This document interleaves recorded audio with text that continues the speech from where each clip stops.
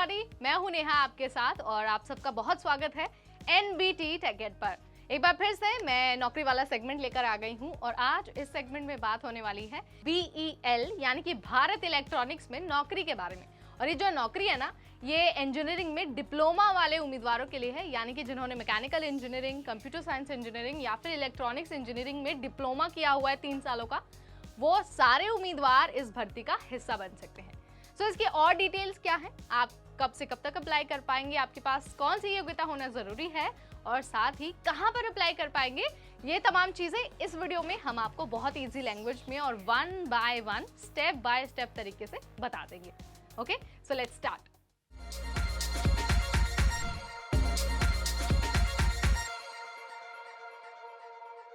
Bharat electronics Ghaziabad में apprentice पदों पर भर्ती निकली है और जिन उम्मीदवारों ने 3 सालों का इंजीनियरिंग डिप्लोमा किया है वो इस भर्ती के लिए अप्लाई कर सकते हैं। आपको इस बात का बहुत अच्छे से ध्यान रखना है कि आपके पास सिर्फ और सिर्फ 15 जनवरी तक का टाइम है। इसके बाद आप अपना एप्लीकेशन फॉर्म नहीं भर पाएंगे। अब आप कहेंगे कि भाई वो तो ठीक है कि डेट हमें पता चल गई, लेकिन कहां पर जाकर अप्लाई करना है, तो चलिए आपको वेबसाइट भी बता देते हैं। तो सबसे पहले ना आपको nats.education.gov.in यहाँ जाना होगा और यहाँ जाकर आपको अप्लाई करना होगा। लेकिन आपका एप्लीकेशन का प्रोसेस यहीं कंप्लीट नहीं होता, इसके बाद भी कुछ ऐसे स्टेप्स हैं जिन्हें फॉलो करना बहुत जरूरी है। ठीक है, चलिए आपको 1 बाय 1 ना वो बता देते हैं। तो आप सबसे पहले NATS वाली वेबसाइट पर गए, ठीक। उसके बाद नंबर 2 स्टेप में आपको एज अ स्टूडेंट रजिस्टर करना है।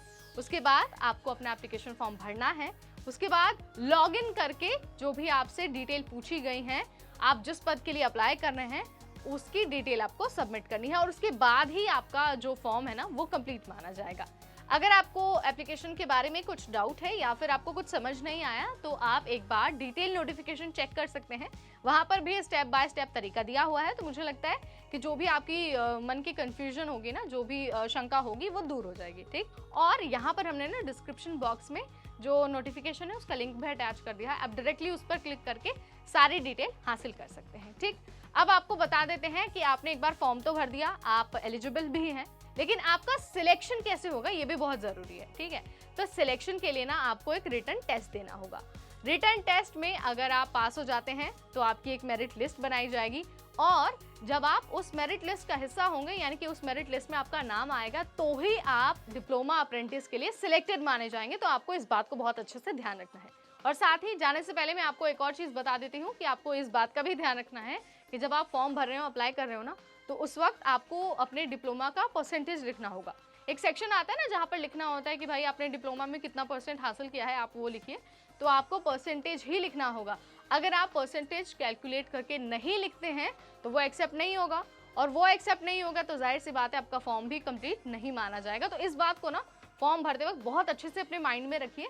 परसेंटेज कैलकुलेट कर कर आपको लिखना है, जो ओवरऑल परसेंटेज मिला है आपको 3 सालों का, वो वाला वहां पर नोट डाउन करना है। ठीक है, सो ये छोटी छोटी चीजें हैं जो आपको फॉर्म भरते वक्त बहुत अच्छे से ध्यान रखना है।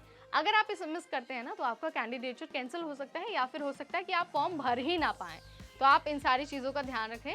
और अगर इससे रिलेटेड आपका कोई सवाल है या फिर आप कुछ और हमसे जानना चाहते हैं तो let me know in the comment section. साथ ही अगर ऐसी वीडियोस और देखनी है, नौकरी के बारे में जानकारी हासिल करनी है, तो आज ही सब्सक्राइब करिए हमारा चैनल। इस वीडियो में इतना ही, अगली बार फिर आएंगे, तब तक मुझे यानी नेहा को दीजिए इजाजत। Stay tuned to NBT टेकेड।